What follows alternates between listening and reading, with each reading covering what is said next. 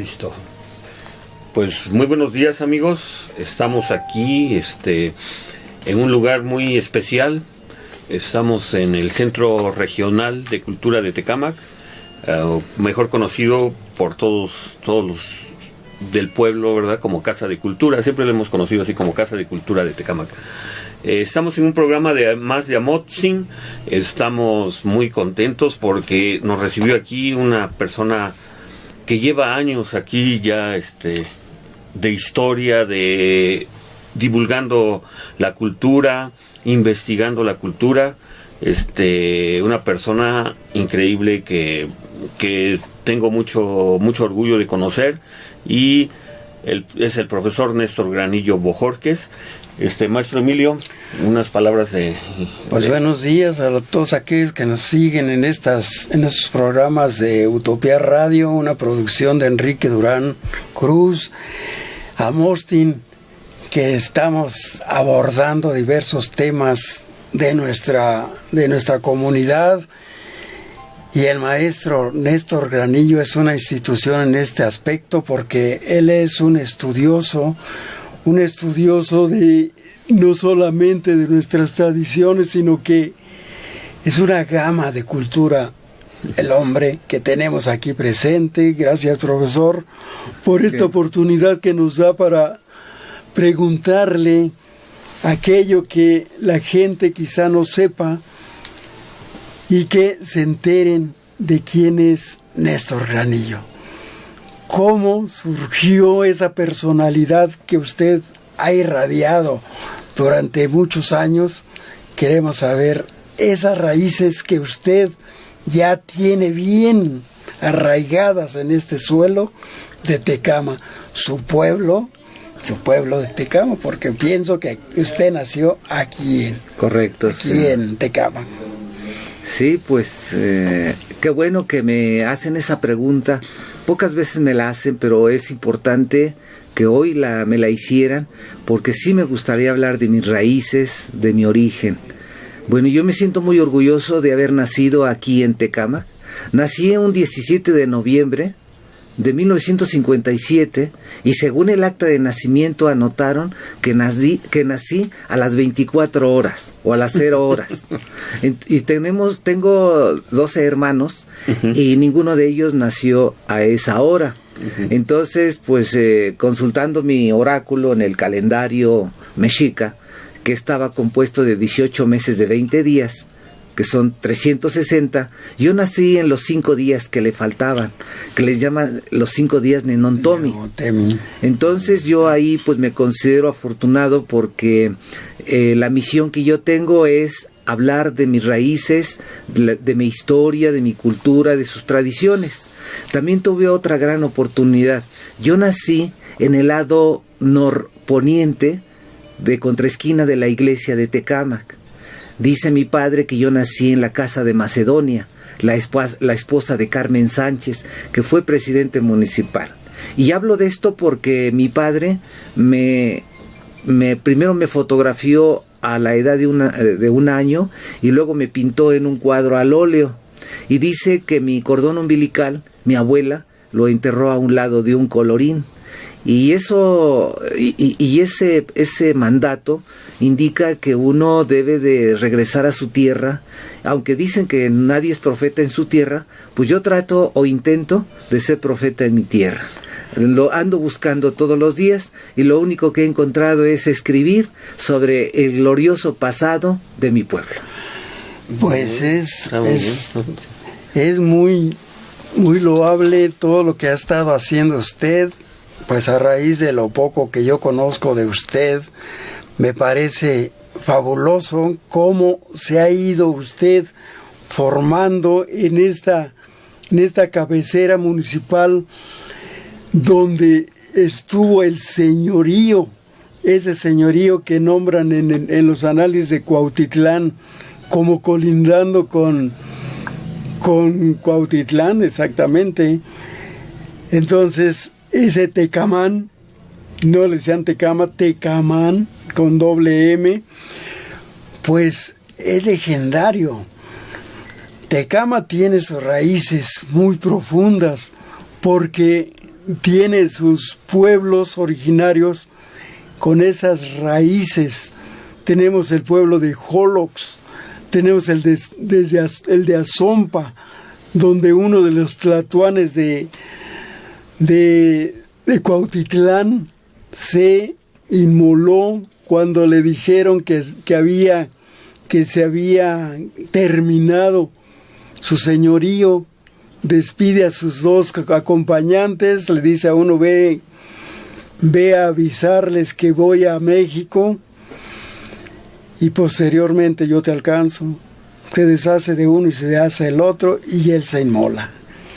Pues eso está en los anales de Cuautitlán, como están los nombres de Jolox y los nombres de Reyes Acostac. Es tan importante el lugar donde estamos ahorita de Tecámac, que el chichimeca Jolox es un símbolo. Sí, como no. ¿Sí? Antes me gustaría nada más precisar esto. Efectivamente, Tecámac, igual que los pueblos fundadores, tienen raíces ancestrales.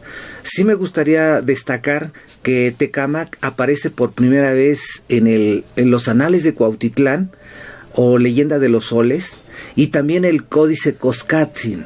En el Códice Xolotl, obviamente, pues aparece ahí la determinación geográfica de un pueblo y la cabecera, y varios códices mencionan a nuestra cabecera y a otros pueblos. Por lo tanto, sí tiene raíces ancestrales. Sí, efectivamente, mi padre fue el primer cronista de este municipio, y también de alguna manera mi abuela fue cronista, aunque no oficial. Y digo cronista porque de ellos dos fue donde yo tuve el primer abrevadero de la historia, de la cultura, de las leyendas, de las tradiciones, de la gastronomía. Es decir, todo el mundo cosmogónico me lo inculcó primero mi abuela y luego mi padre. Mi padre sí tuvo un cargo oficial como cronista municipal. Yo colaboré con él desde 1984, él cuando fallece en el 88, o sea, estuve nada más 4 años con él, pues yo heredé, por decirlo así, todo aquel testimonio que él de alguna manera había rescatado haciendo entrevistas. En aquel entonces eran entrevistas con cassette, grabaciones todavía de antes que se hacían con cinta. Yo conservo mucho de ello, aprendí mucho de ello, es decir, yo nada más doy la continuación de la labor que él hizo cuando fue nombrado el primer cronista del municipio de Tecámac. Prácticamente yo sería el segundo cronista. Y pues ya en esta tarea llevo ya más de 34 años de actividad, pero quiero reconocer principalmente, como les dije hace un momento, o más adelante cuando hable de los mitos y leyendas, reconocer a mi abuela y a mi padre, quienes fueron los que me heredaron todo este testimonio histórico, oral, pero también me heredó mi padre una colección de cámaras fotográficas, de fotografías también históricas de Tecámac, utensilios, objetos, que todavía los conservo y que yo aprovecho esta oportunidad para hacer público mi deseo, que todas estas colecciones yo las estoy dispuesto a heredarlas a un museo que se instale de manera formal. Y no nada más es otro tipo de colecciones, por ejemplo, mapas antiguos de Tecámac, de la región, y otros documentos que me gustaría donarlos a un museo, a un archivo, pero con toda la formalidad y toda la garantía de que perdure por los siglos. Eso es importante, maestro, y qué bueno que lo dice usted, porque nosotros, de hecho, los que venimos aquí a pedirle un apoyo o algún consejo o que nos ayude con nuestros escritos, ¿no? Como historiador usted nos maravilla ver tantas cosas que tiene aquí. Digo, me imagino que muchas cosas se las han regalado, muchas cosas las ha obtenido de alguna forma, y como dice usted, me gustaría que nos dijera el nombre de su abuelita, y aparte de todo, o sea, el linaje de su familia es directo, todos nacieron aquí, o hasta donde tienen idea, o cómo es que hayan llegado aquí, cómo se enamoraron de esta tierra. Sí, tienes razón, no, como todos, no toda mi familia es originaria de aquí. Por ejemplo, los Granillos son de Zempoala, tienen un poquito más de 100 años que llegaron. Los Bojorges tampoco son de aquí. Donde yo sigo conservando la raíz indígena y ancestral es de parte de la mamá de mi abuela, de la parte femenina. Es decir, la mujer en Tecama ha tenido un papel destacado. De hecho, antes se llamaban caciques, no a la gente pudiente, a la gente que tuviera mucho dinero, sino la gente que tenía una representatividad importante.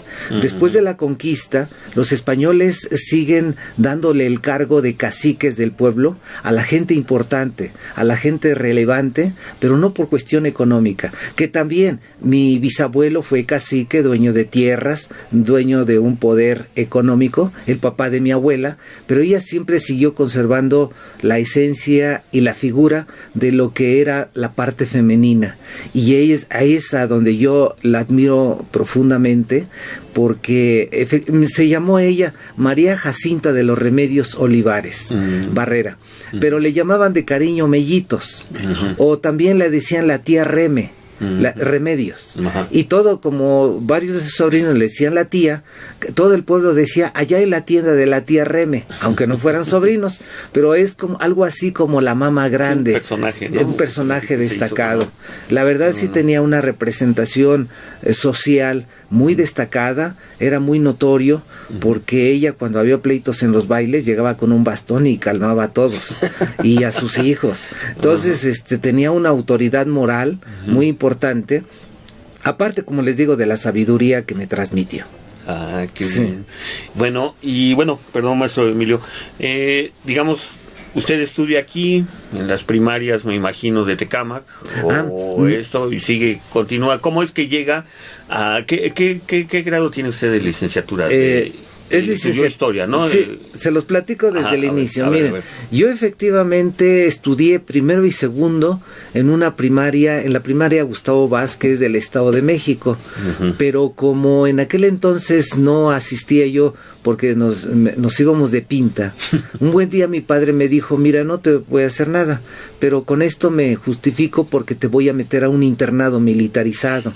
Estuve en un internado militarizado tercero, cuarto, quinto y sexto año, que mucho agradezco. Fue de esos internados que el general Lázaro Cárdenas en su época fundó y que aún persistían en esos momentos. A mí lo digo con mucho orgullo, me forjó, me ilustró, me educaron plenamente, y por eso a veces digo que yo me debo al Estado. El Estado me educó literalmente, porque me acuerdo que aquella ocasión el director les dice a los papás, señores, ¿están conscientes de que sus hijos se van a quedar aquí y el Estado se va a hacer cargo de ello? Sí. Pues no quiero que estén viniendo entre semana, nada más pueden venir por sus hijos los sábados en la mañana y me los regresan los domingos en la tarde.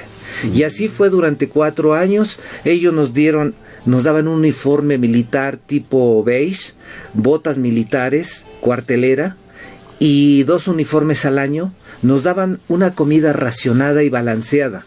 Nada más eran 3 comidas. Me acuerdo mucho que en el comedor nada más nos daban 4 tortillas. Todo era racionado, todo era balanceado, nadie se murió de hambre. Claro, sentía uno así ganas de comer más, pero nos dieron una educación muy estricta y completa, porque en la mañana era educación física, en el día la educación elemental, había una alberca semiolímpica. Como el internado era mixto, los hombres entrábamos lunes, miércoles y viernes, y las mujeres martes y jueves, y todos tenían que aprender a nadar. Era importante, todo era marchando, todo era con rigor militar, y en la tarde era obligatorio aprender un oficio, una actividad tecnológica o unos cursos artísticos.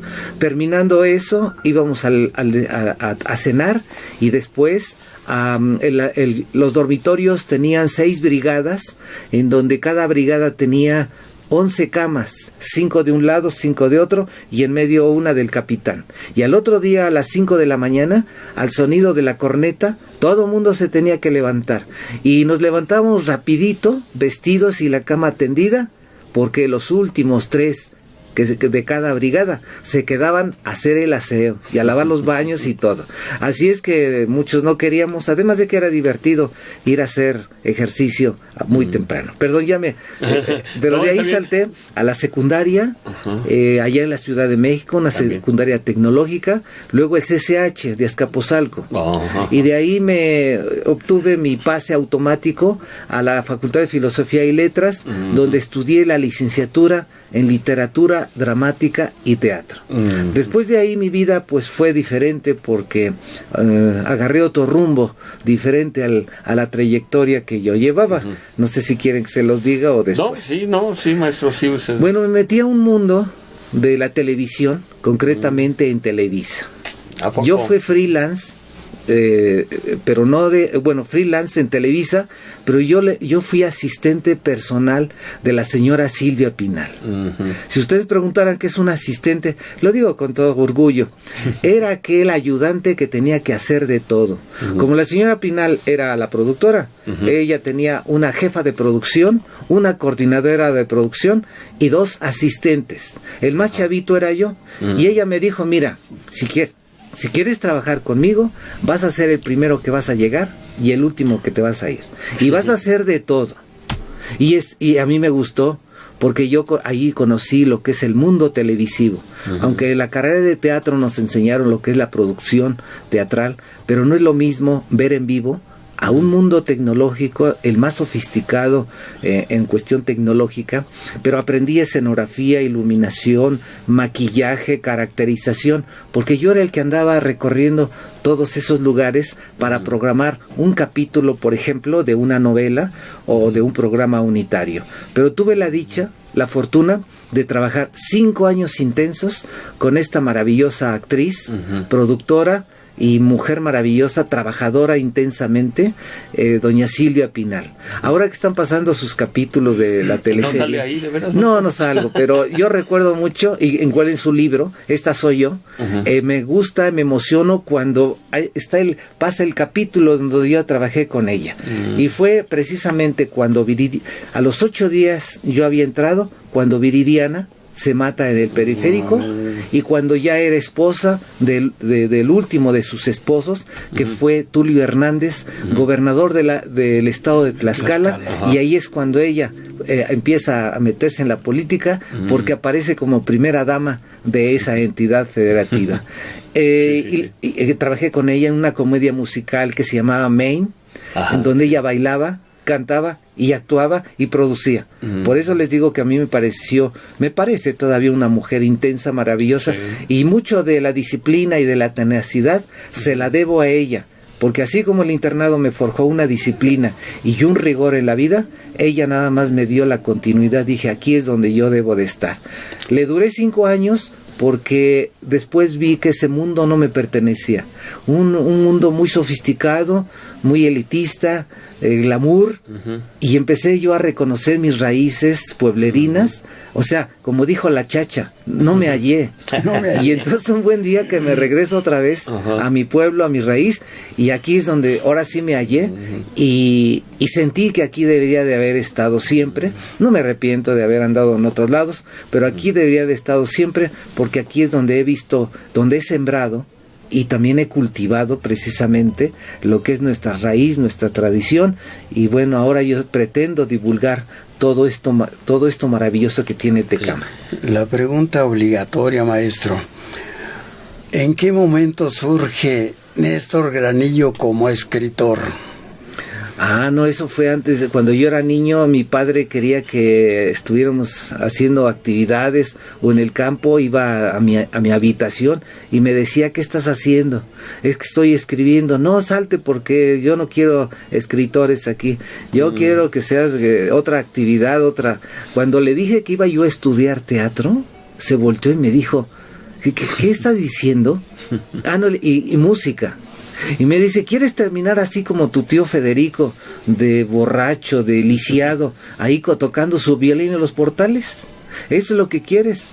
Y los de teatro son gente malograda, etcétera.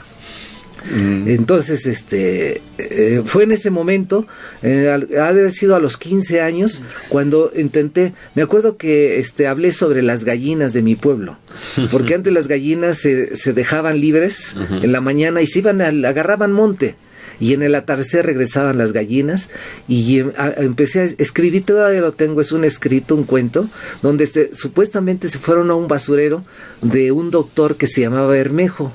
Y entonces ahí se metían en el basurero y entonces ponían unos huevos gigantes. Y entonces yo di la explicación de que se iban ahí porque el doctor Bermejo tiraba unas pastillas caducadas y las gallinas se las comían. Y que por eso producían unos huevos gigantes. Fue mi primer cuento que escribí a los 15 años de edad. Y ya después, por eso, al meterme a estudiar teatro, pues es una carrera literaria, ¿verdad? Pero nunca la he dejado. Nada más que quiero confesar que efectivamente cuando regresé a Tecama, me olvidé o dejé a un lado la parte literaria de mi formación literaria y teatral, y me dediqué más que nada a la cuestión de documentos históricos, y es lo que tengo más publicado. Pero el otro día me dio un resentimiento, un sentimiento. Dije, no, pues esas leyendas ya me las habían contado, ya las había yo escrito algunas. Cuando me senté a escribir, de veras quiero decirles que entré en un shock, porque de repente dije, tantas historias de nahuales me han contado, y ahora ¿cuál es la verdadera? Y dije, no, voy a dar mi versión, lo que yo creo, como es. Y sí, tengo otras variantes de nahuales, pero quise contar el nahual que a mí me contaron, y que una parte es real y la otra parte es ficticia, pero siempre he estado escribiendo, aunque sea breve, pero aquí estamos. ¿En qué momento Néstor Granillo se vuelve historiador? Cuando acompaño cuando mi abuela me empieza a contar, por eso les decía yo, a los 15 años mi padre me llevaba con mi abuela todas las tardes, y ella, porque ya no veía, acostada en su cama y yo sentado en una silla de mimbre, mi abuela me empezaba a contar historias y leyendas, y llegó un momento en que yo no sabía si era leyenda o historia. Cuando dijo que las muchachas del pueblo a los 20 años salieron atrás de la iglesia a recibir a un general que era el general Genovevo de la O, o sea, todas impresionadas. Yo no sabía quién era Genovevo de la O. Ya cuando crecí, bueno, me di cuenta de que era casi era como el general Emiliano Zapata, pero llegó a Tecama. Entonces, todas estas historias, leyendas, mitos, cuando yo crecí, de repente yo no sabía si ser historiador o ser escritor de literatura, porque son dos géneros totalmente ajenos. Entonces, pero me gustaban. Cuando acompañaba a mi padre, cuando empecé a acompañar a mi padre como asistente, como ayudante de cronista, es cuando me empezó a gustar más la historia. Y es por eso que les digo, yo dejé a un lado la literatura y el teatro y me enfoqué, ya cuando él falleció, pues yo tuve que agarrar la batuta, porque Tecama exigía conocer su historia, conocer su origen. Los pueblos incluso actualmente me siguen pidiendo que ya publique los textos que les prometí, y ya me di a la tarea que este año por lo menos voy a iniciar con los primeros libros de historia de cada uno de los 12 pueblos. Aunque son historias en común, pero sí encontré ciertas particularidades de cada uno de los pueblos, y ya casi lo tengo terminado, y esa va a ser. Me voy a ahora alejar un poco de la literatura y voy a regresar otra vez a la historia. Pero no, las dos se complementan. Van de la mano. Aunque también tengo ganas, como le hace Gonzalo Sacaula, que voy a escribir una historia novelada o una novela histórica, que es complicado, porque es meterse en conflictos de ambos, Sí. Pero bueno, también es bueno arriesgarse, es bueno atreverse. Lo que haces tú, Gonzalo, me pareció extraordinario, porque yo nunca me imaginé, ni nadie se imaginaba, convertir a los nombres de los pueblos en personajes, ¿verdad? Y que es válido dentro de la literatura, por eso nadie te ha cuestionado. Si tú te matas a la cuestión histórica, vas a recibir una serie de críticas y demás, pero dentro de la literatura, es lo bonito de la literatura, que uno puede desbordar toda su imaginación. Tanto así que los mitos es eso, inventan dioses, inventan cosas, ¿no? Digo, ahí están los mitos de la creación, que yo mismo lo repito. Y cuando se repite un mito, ya se convierte en una leyenda, y luego ya una leyenda se convierte en un dato histórico, ¿eh? También quiero decirles, el paso de los mexicas comenzó como una leyenda, y ahora muchos historiadores no mexicanos, sino de otros países del mundo, lo consideran como un dato histórico real.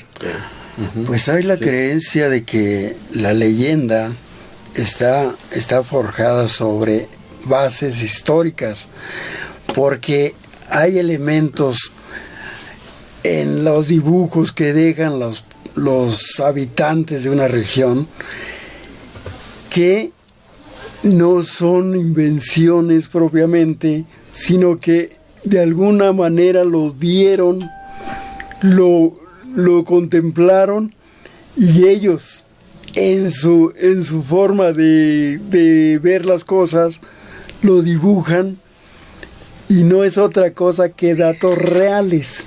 ¿Sí? Tienes razón. Pero se envuelven en un velo de misterio, y es cuando se convierten ya en mitos. Es ahí donde yo entonces considero que la literatura y la historia, o la historia y la literatura, van amalgamados. Y ahí es donde más bien el lector debe tener mucho cuidado hasta dónde es literatura y hasta dónde es historia. Es historia. Pero mucho de nuestra cultura está forjada precisamente en el mito, en la leyenda. Exactamente. Yo quería mandar nada más un saludo a una persona que ya nos está viendo aquí en las redes, Guillermo Martínez Mercado. Y bueno, hay varias personas, María Villa también. Profesor, llega usted otra vez a Tecámac, se regresa a Tecámac, y en ese momento es cuando trabaja con su papá, o ya antes ya había trabajado con él. No, antes ya había trabajado. Yo alternaba mis trabajos en Televisa con mi papá, porque en la televisión se trabaja por temporadas, se trabaja por periodos, no es un trabajo fijo. Por ejemplo, para hacer una telenovela o un programa unitario, son 2-3 meses intensos, y luego uno descansa otros 2. Entonces, en esos lapsos o fines de semana que no se trabajaba, yo venía acá a Tecámac, o sea, ya me jalaba el interés por cultivar la cuestión de lo histórico. O más o menos a la edad de 20 años, cuando yo empezaba yo a sentir esa necesidad de escribir acerca de Tecámac, y me interesó mucho la vida de Felipe Villanueva, porque nadie sabía nada de quién era Felipe Villanueva, y yo buscaba en los diccionarios y encontraba así tantito, y después yo me volví especialista en la investigación, duré como 25 años rescatando la vida y obra de Felipe Villanueva, y sí me puedo jactar de que también logré recuperar más del 90% de sus pertenencias y de sus partituras y de su obra monumental. Y el 90%, la verdad es que es mucho, porque dentro de los otros datos, pues sí hay extraviadas cosas, pero haber rescatado el 90%, y sí me jacto, incluyendo la ópera Queófar en 3 actos, orquestada y con reducción a piano. Imagínense, ¿no? Maestro, ahí permítame tantito una pregunta ahí. ¿Usted lo hace por convicción, por cuenta propia, o se lo encargaron ese trabajo? Hay yo no sé si usted lo publicó o lo vi en es que estoy en varias páginas ahí de Mi México Antiguo, La Noble Ciudad de México, donde parece ser que este gobernador que estuvo, no sé si Jan González, alguien de ellos, hicieron a Felipe Villanueva como cuando le dan el nombre a la cabecera municipal, ¿no? ¿Usted ya estaba? Todavía no, en ese momento. No, ese fue Isidro Favela. Isidro Favela. Ajá. Sí, fue pero lo metió a la legislatura del Estado de México en 1945. De hecho, yo quiero abundar algo muy importante. Isidro Favela es el primer gobernador del Estado de México que no nada más rescató la figura de Felipe Villanueva, él rescató la casa donde nació Sor Juana Inés de la Cruz y la convirtió en un museo, y ahorita es el Centro Regional de Cultura de Tepetlispa, de Nepantla. rescató la casa donde nació José María Velasco, el magnífico pintor paisajista, Sí. la convirtió en museo y es el Centro Regional de Cultura de Temascalcingo. Rescató la casa donde nació Felipe Villanueva y construyó un museo. Pero al paso del tiempo, las autoridades locales la abandonaron y saquearon la casa. Nomás rescataron el piano y algunas pertenencias. La casa se deterioró y un gobierno municipal la mandó a derribar y construyó un edificio diferente. Entonces yo aprovecho esta oportunidad para decir que hace falta hacerle justicia a Felipe Villanueva para que nuevamente esa casa se rescate y se convierta en un museo como homenaje a Felipe Villanueva, pero además se abran talleres de música, un taller de laudería y una pequeña sala de conciertos. Yo les ofrezco el croquis original de cómo estaban distribuidas su casa. Era una casa a la antigua en donde todas las habitaciones estaban alrededor y el patio estaba en el centro.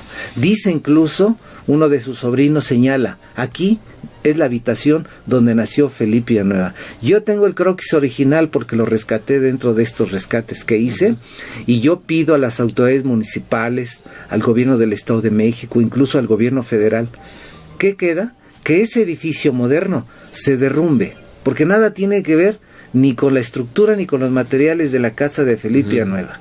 Que se derrumbe y que se construya, obviamente con un concepto modernista y con la tecnología avanzada, pero dándole un toque más o menos como era las casas antiguas y la figura como era, incluso que se deje en la esquina donde nació Felipe Villanueva, como lo dicen sus biógrafos, un 5 de febrero a las 2 de la mañana. Una réplica. De esa construcción. Valdría la pena de verdad que, porque le digo, los otros dos hombres ilustres lucen maravillosamente sus museos, y acá yo tengo mucho, incluso ahí es donde me atrevo también a donar gran parte de lo que me pertenece, bueno, que rescaté de Felipe Villanueva. Obviamente no me pertenece a mí porque ya es propiedad de la nación, pero yo no lo puedo dar así nada más a cualquiera, y así, sino tiene que ser con toda la formalidad. Y bueno, haciendo un paréntesis, sí me gustaría recalcar de ese detalle. El maestro Néstor Granillo nos podría hacer una reseña de toda su obra, aunque sea breve, nombrando únicamente los libros que ha escrito. Sí, pero miren, es que tal vez ahorita pero bueno, quiero resaltar esto. Yo comencé como editor y como escritor, es más, yo tenía mi propia editorial. Yo era el que capturaba, yo mandaba, se llamaba una máquina, no sé si existan todavía, el famoso offset. En offset, yo hacía mis reproducciones, yo mismo hacía el doblado a caballo, yo hice una engrapadora hechiza para engrapar a caballo, yo mismo iba a la imprenta para que perfilara las orillas. Me acuerdo que había unas plantillas que se llamaban Letraset. Ahora la computadora es una maravilla, pero las plantillas de Letraset, diferentes tipos de letras, yo comencé como editor de mis propias libros. También tuve la oportunidad de que una editorial me publicara mis libros, Gobierno del Estado de México, En Raíz del Hombre, pues también, pero es muy complicado, es muy laborioso, porque descubrí que ellos, al autor de la obra, haz de cuenta, cuesta 100 pesos, la editorial se queda con el 50. El 40% es para el distribuidor y el 10% es para el autor. Es muy poco, pero además me decían, mira, hasta que se venda toda la obra te pagamos. O la otra, si quieres te lo damos en especie. Y yo dije, pues mejor démela en especie, es decir, de los 1000 libros me daban 100 libros. Pero ya después desconfié porque la editorial que les comento se me va ahorita el nombre, pero hicimos un trato y yo después le compré la producción y les dije, no, ¿saben qué? Mejor ya decidí, mejor véndame los 1000 libros y yo los distribuyo. Obviamente si me cobran, ¿verdad? El 50%, yo los distribuyo. Y ya después anduve distribuyendo. Entonces, un día un amigo me dice, oye, ¿qué crees? Dice, encontré un libro que tú escribiste y quiero que me lo autografíes. Y le digo, ¿y dónde lo compraste? Dice, si yo tengo todo. Dice, no, ahí en la sala de Bellas Artes, en Palacio de Bellas Artes, hay una librería. Dice, entrando a la derecha, dice, ahí hay como 10 libros. Y que voy. Y sí estaban los libros, estaban vendiendo mis libros. Ya después descubrí que en las imprentas siempre se quedan con números de reposición. Yo por eso ahora cuando hago mis trabajos le digo, oye, no te quedes con mis libros, dámelos, véndemelos, porque yo sé que es una norma que se tiene que hacer para que no salgan menos. Preferible que sobren y no que falten. Entonces, pero también, eso es más correcto, más propio. Y ahora lo que hago yo y les recomiendo a todos, pues que uno busque su financiamiento y que uno mismo lo haga, porque, o al menos que uno le diga, pero sí, a veces cuando alguien lo patrocina, lo condicionan mucho. Y ellos son los que se llevan todo y hacen más negocios. Aunque uno tiene que andar ofreciéndolos, presentando, pero es bonito, ¿no? Es bonito presentarlo y se sienten los aplausos. Perdón, y miren, de libros son alrededor de los 25, pero otra de las cosas que sí me gustaría es que lo que yo he escrito también lo tengo plasmado en la presidencia municipal. Ahí sí quiero también destacar esto. Duré 17 años decorando la presidencia municipal, desde el año 2000 al año 2017, en donde me dieron la oportunidad de decorar la presidencia municipal en diferentes técnicas. Pues el vitral que usted puso ahí está de maravilla.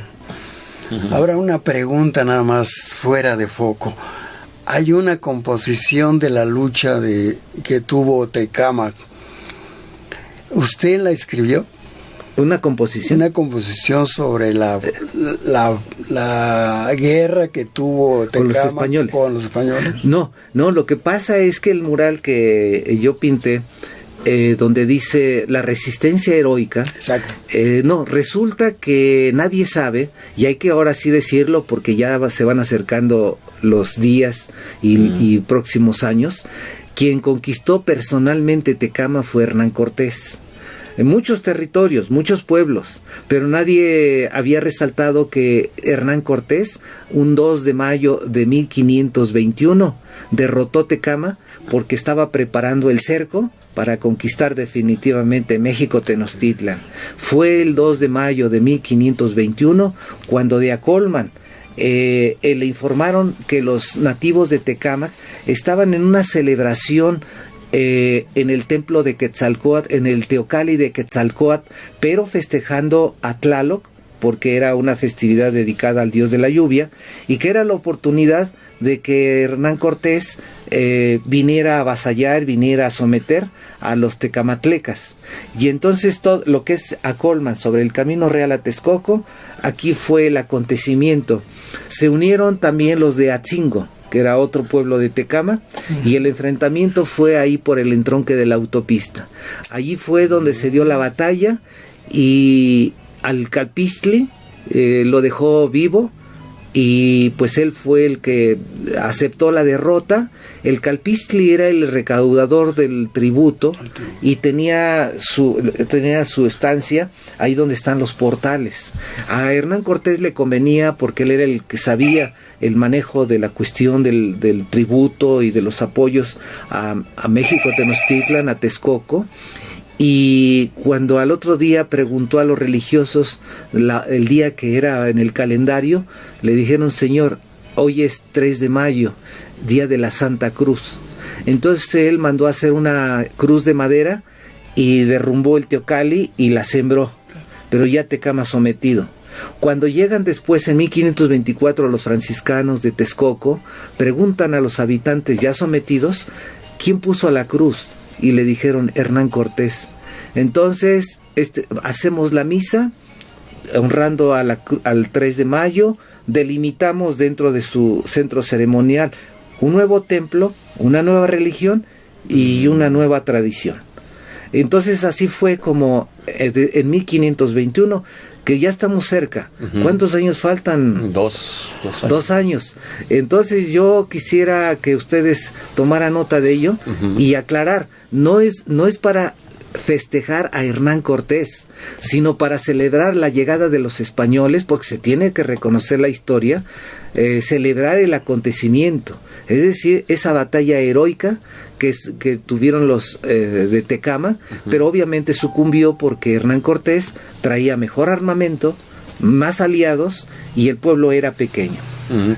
Yo creo que eso es importante, profesor, que lo hemos tomado permítame, en algunos otros programas aquí que vemos esto de Amotzin, ¿no? De cuando llega, tenía entendido por el vitral que usted hizo, por lo que ha hecho, pero no teníamos una así como usted lo tiene, ¿no? Como una historia y una fuente tan avanzada como la de usted. Ojalá y esto fuera algo así, ¿no? Digamos, para mencionarlo todavía le toca a este gobierno, le va a tocar a este gobierno, ¿no? Que está ahorita, que entró. Entonces, pues decirle, pues vamos a prepararnos y vamos a hacer algo, ¿no? Sí. Algo ahí. Sí, me parece cultural, ¿no? Y no más quiero precisar esto, por eso me gusta oscilar entre la historia y la leyenda. Estos es tradición oral.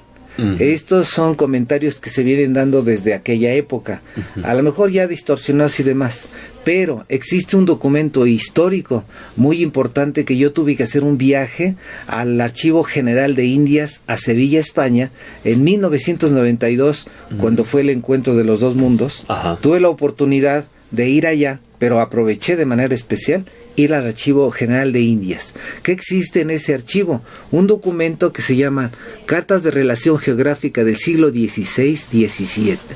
Qué maravilloso es cuando abro la parte que le toca a Tecama y al indio Juan lo entrevista el corregidor de Chigonautla en 1580. Ya había pasado, había sido conquistado 60 años. Y le preguntan, ¿qué significa Tecama? Y él, hablando español, dice, no lo sabemos porque los que lo sabían ya están muertos. Qué pena, ¿no? O sea, desde esa época. Pero hay otra pregunta interesante, dice, ¿quién conquistó Tecama? Dice el marqués del Valle, Hernán Cortés. Y además, los otros alcaldes dicen que qué lugares, o sea, no nada más Tecama, sino él vino haciendo esa táctica de guerra que se llama la pinza, y entonces va conquistando toda esta parte del valle, y varios lugares él conquista personalmente, y a otros manda a un lugarteniente donde dice, tú conquistas allá, tú conquistas, ya cuando tienes cercado a México, Tenochtitlan, que son mayo, junio, julio y agosto, mayo, junio, julio, agosto, 3 meses fueron suficientes para, como tú dices, fue de los últimos pueblos que sometió para tener el control y hacer el asalto definitivo. Es decir, no hay contradicción en las fechas, en tiempos, está perfecto. Por lo tanto, lo que dice la leyenda, la tradición oral y lo que dice ese libro que está allá, a mí me da la razón de que eso fue cierto, fue verdad. Existe un dato curioso en estos hechos. Cuando los españoles copan la gran Tenochtitlan, en la versión de los vencidos existe una nota ahí que dice que pusieron un cañón apuntando hacia Tenochtitlan, ubicado en el camino de Tecámac. No lo conocía yo, pero tiene mucho que ver. Incluso quiero decirles que este Tecama estaba ubicado en uno de los caminos reales más importantes. Y a lo mejor voy a adelantar otros siglos, pero mira, quiero comentarles que la calzada, tengo un mapa del siglo XVI, XVII, donde dice Camino Real a Pachuca, alias Las Carretas. Como ya habían descubierto las minas de plata, instalaron el gobierno virreinal desde el Zócalo unos monumentos que se llaman leguarios. Los leguarios van marcando cada legua que es un equivalente a 4.225, y fueron instalando esos monumentos a lo largo desde México, Tenochtitlan, hasta Pachuca. Y yo después, ya, ahora sí que ya hace unos años, hice un recorrido. Me llevé mi coche y me paré en el Palacio Mariano, ahí enfrente del Zócalo, y de ahí me vine en mi coche sobre calle Brasil, Peralvillo, toda la calzada Guadalupe, di la vuelta por lo que es la vía Morelos hasta Pachuca. Mi intención era ir calculando el kilometraje equivalente a las leguas, pero también checar cuántos leguarios existían. ¿Y qué creen? De los 21, nada más existen 3. Y esos 3, 2 están ubicados en Tecama y uno está ubicado en Huitzila. En Zumbilla está uno y aquí en la calle de La Legua estaba otro. Sí, por eso se llamaba La Legua. Nada más que para abrir la calle lo tiraron. El que es en San Francisco. Los que están en Zumbilla son monumentos conmemorativos porque se pretendía inaugurar, elevar a entidad federativa el estado de Hidalgo, pero quien tuvo la suerte de inaugurarlos fue Maximiliano y Carlota, porque están fechados en 1864. Son son obeliscos conmemorativos para la carretera. El que está en San Francisco dice legua número 8. Y la que estaba aquí era la legua número 9. La que todavía existe es rumbo a Tizayuca, antes de las vías, por donde hay un puesto de carnitas, 50 metros acá, ya se robaron la placa. En Huitzila. No, antes de las vías. Y luego uno se mete a Huitzila, y adelante de Huitzila, de hecho esa avenida se llama Avenida de las Diligencias. Y adelante está la legua número 11. Y lo que hicieron es que estaba dentro del camino real, la gente se fue metiendo hacia el camino y entonces la legua ya quedó dentro de una propiedad particular. Lo bueno es que todavía le delimitaron y pusieron un magueycito, pero ahí está la legua número 11. Y de las otras 21 ya ninguna queda. No llegaba hasta Pachuca, de ahí se complementaba en varas. Pero bueno, me salió un poco del tema, pero sí es importante señalar esto. Pues este es el tema, profesor, de la historia, ¿no? De Tecama a través del tiempo, ¿no? Otro día les platico del viaje de Maximiliano y Carlota. Ajá. También hay una anécdota, yo no sé si dónde la vi, profesor, donde habían cambiado la cabecera de Tecámac para Zumbilla. No, más bien segregaron. ¿Segregaron al territorio de Tecámac? Ajá. Si no, nunca se cambió. No, lo que pasa es que, y aquí es donde, me adelanto un poco. Ajá. Cuando Benito Juárez y su gabinete descubre que unos personajes de Tecámac habían firmado una carta para que nos viniera a gobernar un extranjero, es donde dijo, pues no, los de Tecámac, pues tengo que darles un escarmiento. Ajá. Fueron caciques, hacendados de Tecámac, donde apoyaron a este muchacho, el hijo de Morelos, consiguiendo la firma, y ahí decía, Tecámac apoya. Y entonces Juan Nepomuceno vino a Tecámac y convenció a los hacendados caciques y a lo mejor hasta el alcalde, y ahí aparece su nombre. Cuando pues viene, adelantando un poco, pues sí pasó Maximiliano y Carlota, la vergüenza ajena. Cuando viene y se instala ahí en la Casa de las Diligencias y pide hablar con el cura y con el alcalde de Tecámac, parece que se sumaron. No quisieron recibirlo. Ofendidísimo, Maximiliano y Carlota se van sobre el camino real a Pachuca, se bajan en el puente histórico, se relajan. Porque llegaron a Zumbilla, y allí en Zumbilla hacen parada para admirar, porque la carretera pasaba exactamente enfrente, para admirar ese majestuoso templo, porque eran católicos. En Zumbilla tampoco nadie lo recibió.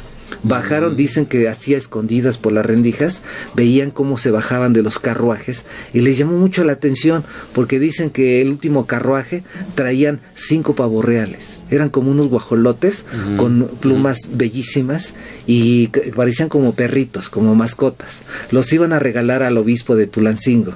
Entonces pasan aquí a la Casa de las Diligencias, nadie los pela, como dicen así, y en Tepojaco, allí en la posta ahí es donde les dan de comer y todo. Venía una dama de compañía que se pone a escribir unas memorias y dice: llegamos a un pueblo sucísimo, lleno de moscas, que se llama Tizayuca, y aquí comimos.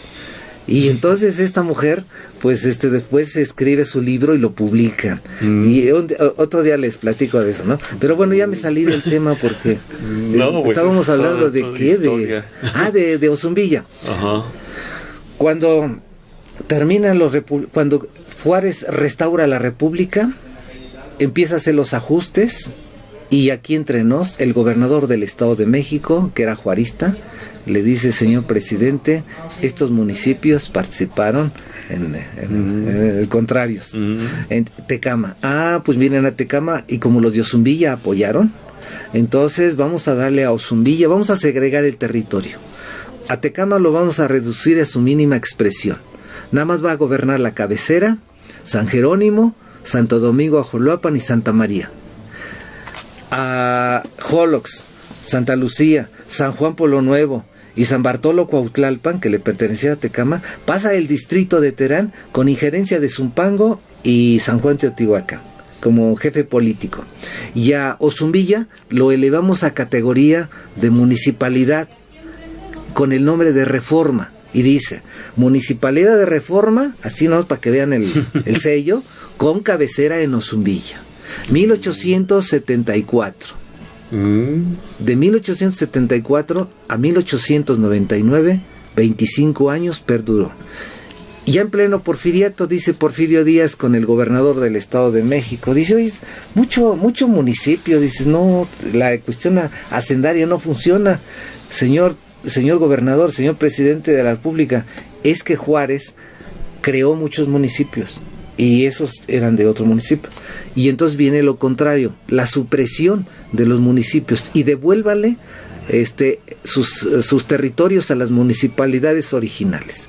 Y ahí tengo una carta preciosa, que esa sí la se llaman cuentos históricos, los que estoy haciendo, porque me estoy basando más en el dato histórico, porque ciertas lagunas yo las lleno, pero me estoy basando en lo real. Y me gusta mucho cuando va el ayuntamiento de Tecama a Osumbilla con sus ayudantes y unas carretas. Traemos de año. Y se toman una foto, Carmen Villanueva con José María Olivares, con Gavino Olivares, que eran primos, con Juan Maruri y otro de apellido Rivas. Y lo más maravilloso es que yo la heredo. ¡Wow! Esa fotografía, sí, 1899. O sea, imagínense qué hermoso me llegó a mis manos esa fotografía. Entonces, aparte de lo que yo descubrí aquí en los archivos, llega a mis manos. Ayer yo decía con una amiga que no hay casualidades. Ya uno nace para eso. Ya está destinado. Por eso ese oráculo que yo fui a consultar el día de mi nacimiento, aquellos tenían diferentes funciones. Y una de esas, a lo mejor por eso ustedes se sorprenden, porque he incursionado en la plástica, en las esculturas, en la iglesia, en todos lados. Por ejemplo, ahorita me adelanto un poco. Acabo de inaugurar 14 murales dentro del atrio de la iglesia, y cada uno de ellos representa el Vía Crucis, con una técnica como la que está aquí abajo, aquí abajito, que se llama vitromosaico. Está adornada alrededor con mosaico de Talavera. Ese es un boceto, ese es un boceto. ¿Se lo puede poner usted allá, maestro, para que se vea en el video?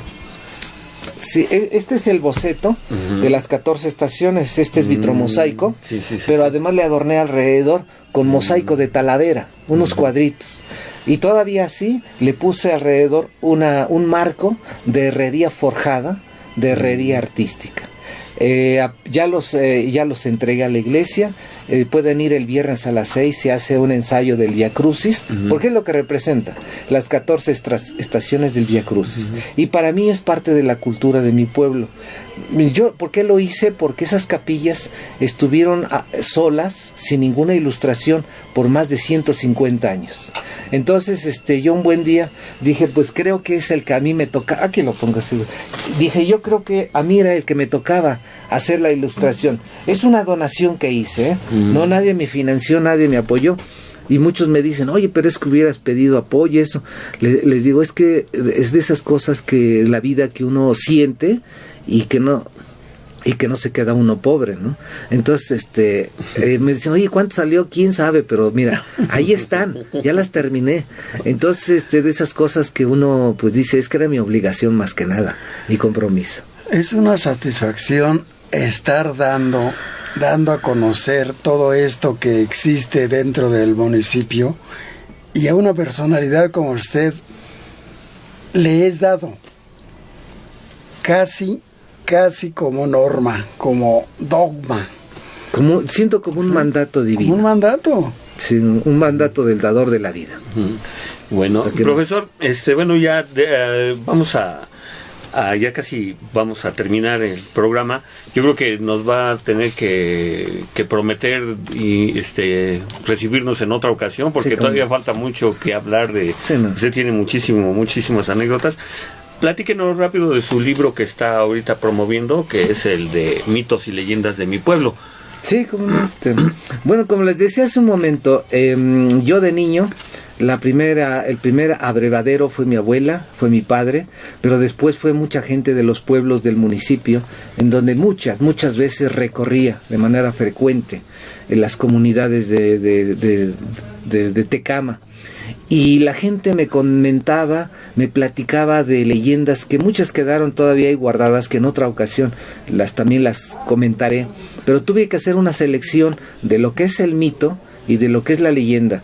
En este libro me pareció importante hablar sobre los mitos, porque son mitos ancestrales, incluso desde antes de la llegada de los españoles. Y que Tecama tuvo que ver mucho, porque un buen día me di cuenta de que Tecama está dentro de un triángulo, en el centro de un triángulo ancestral maravilloso. Imagínense ustedes, México, Tenochtitlan, Teotihuacán y Tula. Y Tecama está al centro.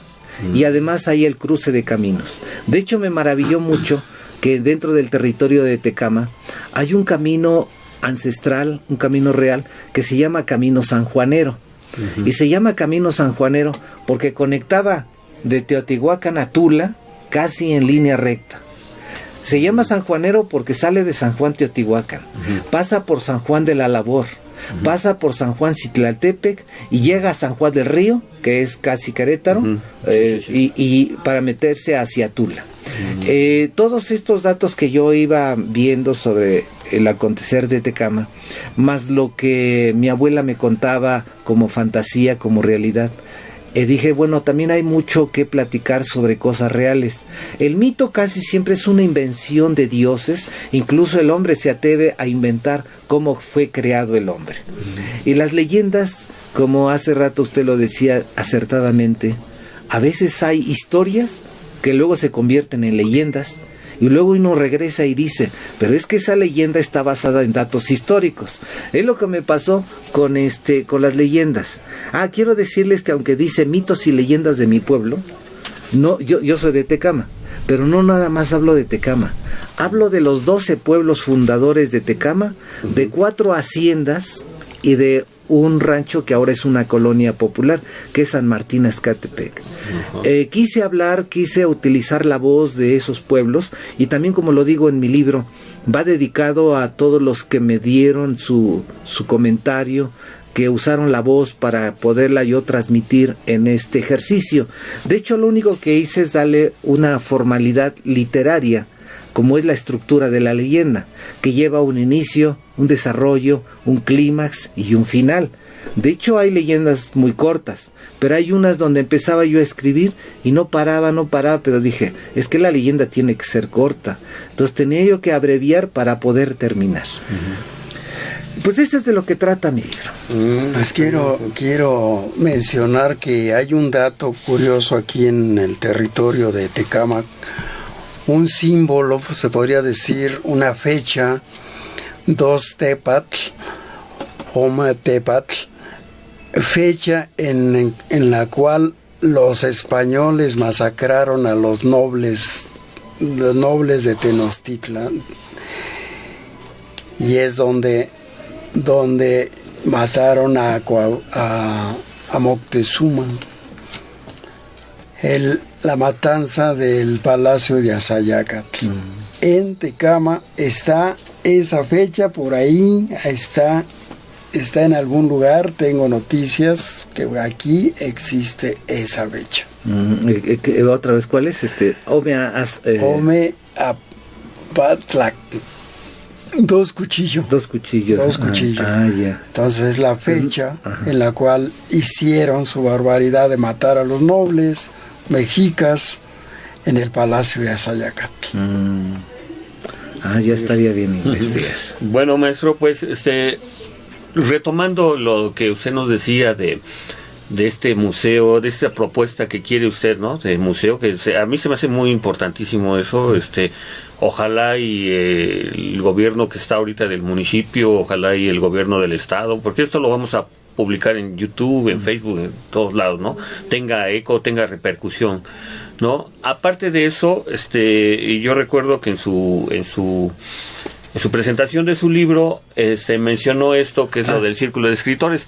Nos podría, esa propuesta se me hace muy, muy buena para los escritores que estamos aquí, que tenemos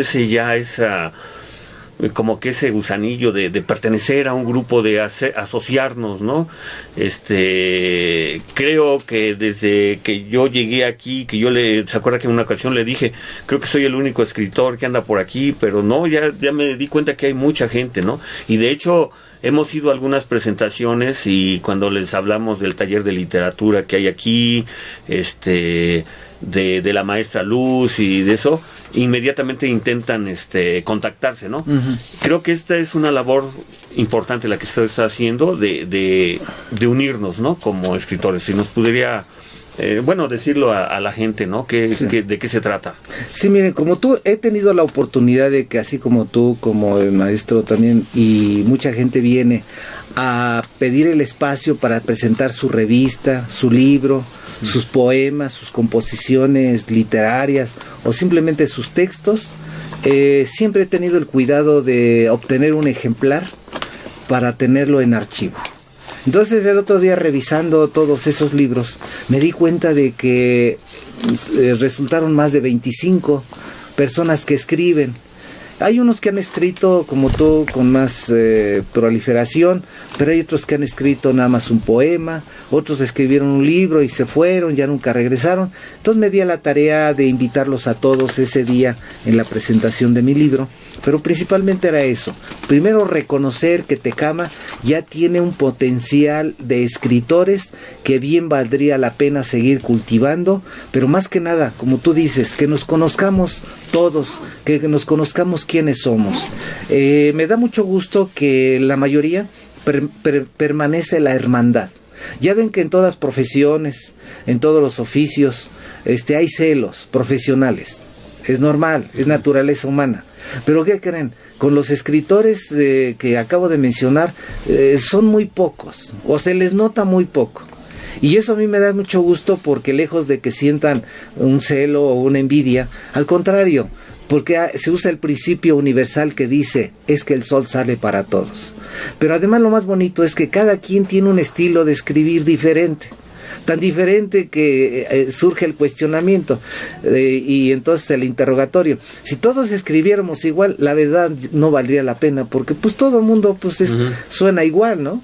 Qué bueno que cada uno de ustedes tiene un estilo, un tono. Es más, yo, si ustedes notan, yo no metía corrección de estilo, mis textos. Dejé así como habla la gente o como hablo yo, atropellado, con algunas palabras que están en desuso, o que están deformadas, pero así lo decimos. Como esa frase, pueblo, ¿no? Ándale, como dice, me subí para arriba. Yo sé que es una cacofonía, pero se oye bonito, se oye simpático. Métete para adentro, decía, ¿verdad? Y todo eso se oye bonito, es parte del folclore, ¿no? Entonces yo dije así. Y efectivamente, esta es su casa, como organismo convocante, ahora que tengo la oportunidad de estar aquí, mientras yo esté, esta es su casa.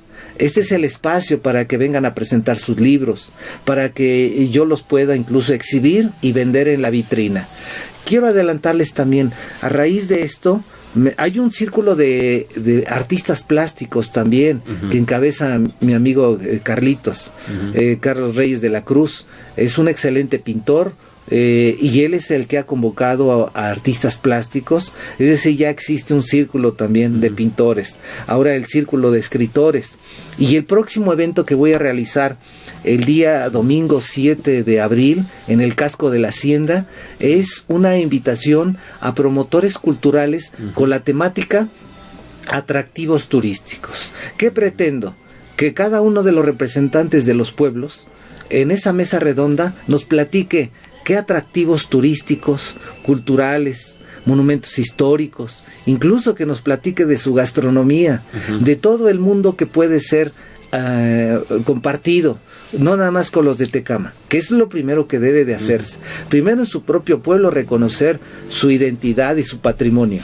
Después reconocerlo entre nosotros mismos como municipio.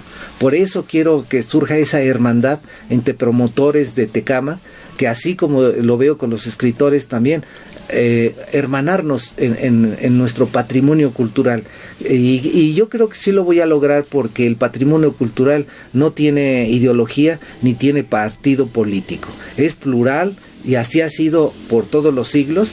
Espero que sea un éxito, y a ustedes y a los medios que quieran acompañarnos serán bienvenidos y van a escuchar por primera vez la voz del pueblo de cada una de las comunidades, donde va a exaltar en 10 minutos lo que tiene. Después hacemos una serie de preguntas y respuestas. Incluso le estoy pidiendo que a la hora porque como es a la 1, vamos a terminar como a las 2, y como es la hora de la comida, pues cómo resolvemos el asunto. Y les digo, va a ser de traje, y es muy bonito porque cada pueblo va a llevar algo auténtico, ancestral, una comida, una bebida, un postre, un pancito, de lo que se hace en su comunidad, para que de esa manera todos nos conozcamos qué tenemos en nuestro municipio. Y después vamos a hacer un tour turístico, un recorrido turístico, pero con nosotros mismos. Y los guías de turista va a ser el representante de cada pueblo. Yo les voy a ayudar porque, bueno, he hecho estos recorridos durante 5 años con el maestro Manuel Soriano, pero él lo ha hecho con sus alumnos de la secundaria. Ya van 5 años que lo hacemos. Entonces, pues Manuel obviamente va a estar ahí como iniciador, como precursor de estos recorridos turísticos, porque Tecama, además de que tiene historia, tiene un potencial cultural, histórico, gastronómico maravilloso, que necesitamos primero nosotros redescubrirnos para darlo a México, al mundo, pues. Pues eso es. Está bien, maestro, me parece interesante, sobre todo recalcar esto. Yo cuando he ido a los pueblos a promover mi libro, normalmente cada pueblo tiene su historia, y cada pueblo se siente orgulloso. Los que están ahí se sienten orgullosos de su historia, ellos. Pero ahorita, ¿qué está pasando con tanto nuevas colonias que se han estado haciendo, Héroes, Geo, todas esas colonias, Villas del Real, que son gente que viene externa, como que está un poco como que ya haciendo más que los de los pueblos, ¿sí me entienden? Entonces, yo creo que esto es importante, que lo que usted está haciendo, que resurja otra vez esos pueblos, para que la gente se dé cuenta, ¿no? Yo recuerdo en una ocasión ahí en el en donde está el ¿cómo se llama? Que hacen la feria del pulque, que cada en Sierra Hermosa, por ahí, y se acabó el pulque a las 10 de la mañana. Sí. Entonces toda la gente estaba hasta enojada, y les decían, los que estaban ahí venían de San Pablo, ¿no? De esos libros, ¿no? O sea, pues vaya a San Pablo, ahí está, ahí tenemos. ¿Dónde es San Pablo? O sea, la gente no sabía dónde era San Pablo, ¿no? Entonces, yo creo que esto está muy interesante, lo que está usted ofreciendo, maestro, que nos conozcamos, y sobre todo lo que está haciendo Enrique también, por ejemplo, de querer hacer un documental de todo esto, ¿no? Y mandarlo, como usted dice, ¿no? Mandarlo primero nosotros, que lo conozcamos, y después mandarlo hacia el distrito, hacia la nación, hacia internacional, ¿por qué no? Sí. ¿No? Pues muchísimas gracias, maestro, le agradecemos este espacio, este tiempo que nos dio. Y creo que hay mucha información todavía que usted nos puede dar, que nos puede ofrecer, ¿verdad?, a nuestro programa que estamos haciendo cada semana, cada vez que estamos echándole ganas ahí. Y pues le agradecemos, maestro, le agradecemos, gracias a Enrique, que está aquí ya con las cámaras, con con todo, ¿verdad?, que nos trae toda la tecnología. Y pues, maestro Emilio. Pues un agradecimiento al maestro Néstor Granillo, que nos dio su voz para recrearnos en estas historias y leyendas de nuestro pueblo. Gracias a Morstin, que nos está proyectando a nivel local. Aquí tenemos al profesor que nos está mostrando un folleto aquí. Para lo de... Sí, es para ese día de la reunión de los promotores culturales. Los invito 1 hora antes, que ahí mismo en el casco de la hacienda de Ojo de Agua viene uno de los mejores clown de México. Él trabaja en el circo Ataide. La entrada es gratis. Es a las 12 del día el evento del clown, y terminando es nuestro encuentro de promotores culturales. Pues muchas gracias, profesor, muchas gracias a los que nos están escuchando aquí en Utopía Radio. Gracias a Enrique, que nos está también proporcionando estos medios para que conozcamos nuestras raíces aquí de Tecama, desde la cabecera y desde la Casa de Cultura. Muchas gracias. Gracias, profesor. Muchas gracias a ustedes. Gracias, Enrique. Gracias, y de Alfonso Sacaula. Gracias, maestro, por estar aquí y adelante. Gracias a usted, profesor. Gracias.